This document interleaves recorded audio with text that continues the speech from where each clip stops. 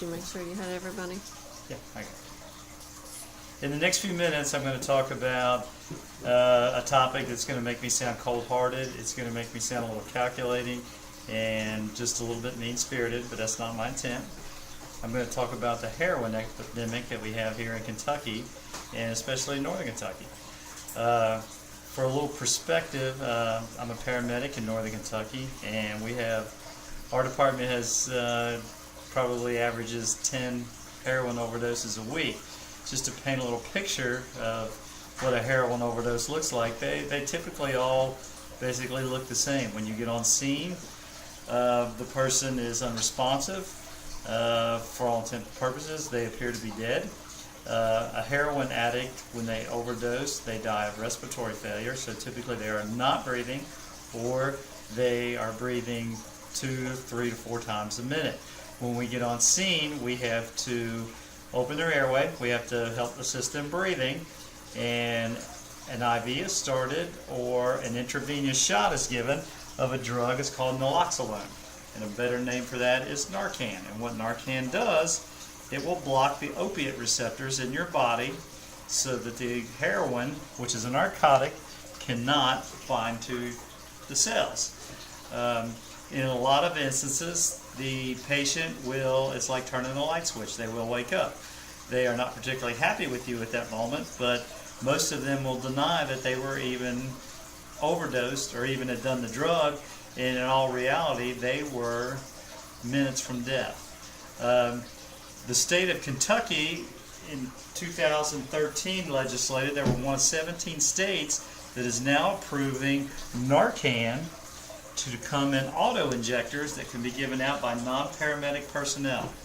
And I'm opposed to this for several reasons. One is Narcan is not a road to rehabilitation for a heroin addict. And also, if you take a heroin addict that is overdosed and is maintaining their own airway, and you give a set dose of Narcan, you can send that patient into withdrawals, which will be seizures, convulsions, and they can go into heart arrhythmias and pass away too.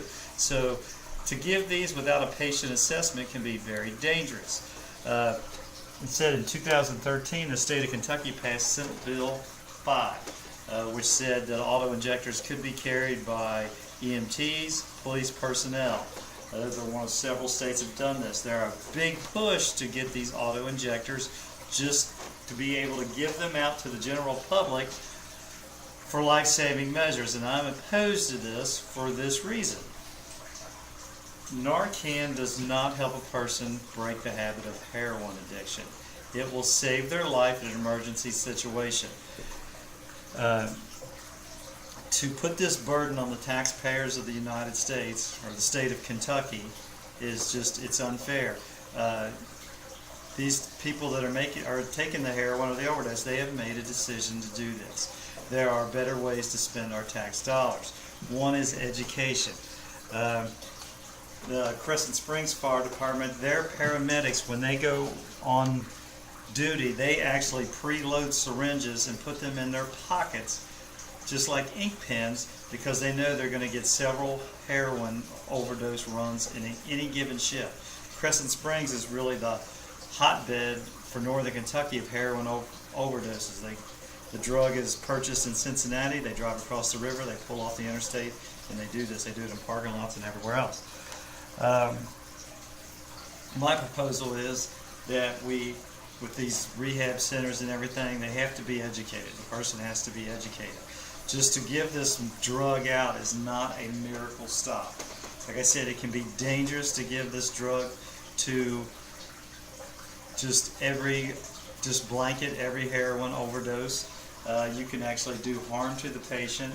But another thing, I am of the belief that every person has to be accountable for their decisions. Okay? There are a lot of people, a lot of doctors that push these Narcan auto injectors just because they believe this is a road to rehabilitation.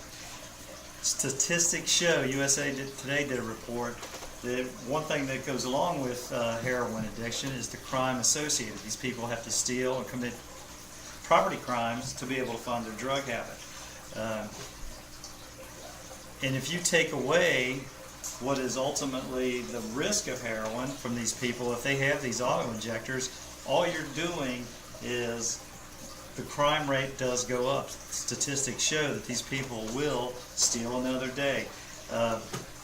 This Narcan it enables a drug addict to use for another day. In Crescent Springs alone, they reported last week in a 24-hour period that one particular heroin overdose, this gentleman overdosed 3 times in 24 hours. And every time they give him some Narcan, they brought him around, he didn't want to go to the hospital, and a few hours later they would get him again. Like I said, every person has to be accountable for their decisions. I don't mean to be cold-hearted. Heroin addiction, there's probably someone, everybody knows this has touched their families. It has mine personally. With family support is what got our individual through it. It took a long time, and we feared the worst for a long time. These users of this horrible drug, they have to be educated in the fact that what we say in the field, there are no long-time heroin users. For any particular heroin abuser, the problem is self-correcting. These people are going to die, and that is the bottom line of the story. If you take away the stigma that with this auto injector that you can save these people, it's not going to send them to rehab. It just lets them use another day. What everybody has to realize that is using heroin is accountability, and basically at the end of the day, the wages of that sin is death. That is what is going to occur. It is a horrible epidemic on our society, but just to blanket these people with an antidote that is just going to perpetuate it and let it go on another day, I believe is the wrong way to spend our tax dollars. Like I said, from my perspective, we tend to get the same heroin addicts all the time. Narcan is a wonderful drug used in a paramedic setting or hospital setting, but to just generally give it out to the general public, statistics show that any studies, it does not help with rehabilitation.